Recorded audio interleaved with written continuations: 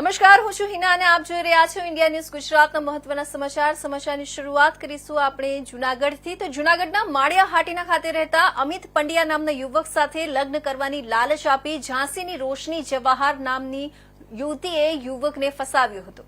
ગત મે માસમાં યુવકને વિશ્વાસમાં લઈ તેના ઘરે રહેવા આવી અને યુવકે 10 લાખના સોનાના ઘરેણાં બનાવડાવી આપ્યા અને રોકડ રકમ ઘરમાં રાખી હતી। યુવક જૂનાગઢ કામ સબબ જતા પાછળથી ઘરેણાં અને નકદ લઈને ઝાંસી જતી રહી હતી। ફરી સંપર્ક કરતા યુવકને ત્યાં બોલાવ્યો। આથી યુવક ત્યાં જતા અને લગ્ન માટે કહેતા ઉત્તરાખંડના ત્રિયુગી નારાયણ મંદિરે લઈ જઈ હાર તોરા કરવા ગયેલા અને ત્યાંથી પોતાના પરિવારને મળવા પણ નહીં દીધા અને ફરી માળિયા આવી ગયા હતા। યુવકને હવે લગ્ન નહીં કરે તેવું જણાતા વારંવાર ઘરેણાં અને રોકડ પરત કરવા માંગ કરી હતી। આથી યુવતીએ તેના સાથે મારપીટ કરી અને છરી વડે હુમલો કરી જાનથી મારી નાખી દેવાની ધમકી આપી હતી। યુવકે મે મહિનામાં જ અરજી કરી હતી, જે પછી ફરિયાદ પણ નોંધાવી હતી। આ અંગે ડીવાયએસપી કોડિયાતરે જણાવ્યું હતું કે પોલીસે લૂંટેરી દુલ્હન અંગે તપાસ કરી હતી અને યુવતીને પકડી પાડ્યું છે। હાલ આ અંગે પોલીસ તપાસ શરૂ કરવામાં આવી છે। યુવકના જણાવ્યા મુજબ આ યુવતીએ 5 યુવકોને શિકાર બનાવી લૂંટ કરી છે।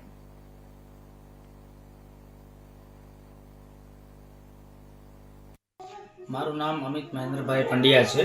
જૂનાગઢ જિલ્લાના માળિયાહાટીના ગામે મારું રહેવાનું છે। અહીંયા આજથી 5 મહિના પહેલાં રોશની નામદેવ નામની યુવતી કે જે અમદાવાદમાં રહેતી હતી અને મૂળ જે ઝાંસીના ગરોઠા ગામની રહેવાસી છે, જે છેલ્લા 4-5 વર્ષથી અમદાવાદ રહે છે અને અમદાવાદ એનો ફ્લેટ છે કે જે અમને બીજા આગળથી પચાવી પાડ્યો છે। એ ફ્લેટમાં એ રહે છે અને ત્યાંથી 5 મહિના પહેલાં મારા કોન્ટેક્ટમાં આવેલા અને અમે લોકોએ પછી વિધિવત સાથે રહેવાના કરાર કરી અને અમે લોકો સાથે રહેતા હતા। પછી ગત તારીખ 28ના દિવસે મારા ઘરે મારા ફાધરે થોડું પૈસાનું ટ્રાન્ઝેક્શન કર્યું હતું। ઘરે પૈસા હતા, દાગીના હતા, તિજોરીમાં બધી વસ્તુ પડેલી હતી અને મારે જૂનાગઢ મારા મકાનના રિનોવેશનનું કામ ચાલતું હોય એટલે હું જૂનાગઢ જતો હતો અને હું જૂનાગઢ હતો તે દિવસે।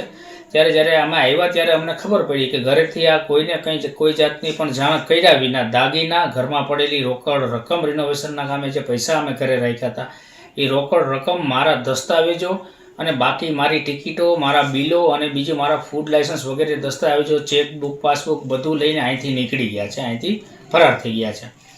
પછી અમે તારીખ 30ના દિવસે માળિયાહાટીના પોલીસ સ્ટેશનમાં આને સબબ એક અરજી આપેલી અને થોડા સમય પછી રોશનીનો અમે ગમે તે રીતે સંપર્ક થયો, કોન્ટેક્ટ કર્યો અને અમે લોકોએ પાછી રોશની સાથે વાત થઈ એટલે રોશનીને કીધું કે ભાઈ તમે અમારી બધી વસ્તુઓ પાછી આપી દો। તેણે મને ઝાંસી બોલાવેલો તો હું ઝાંસી ગયો હતો।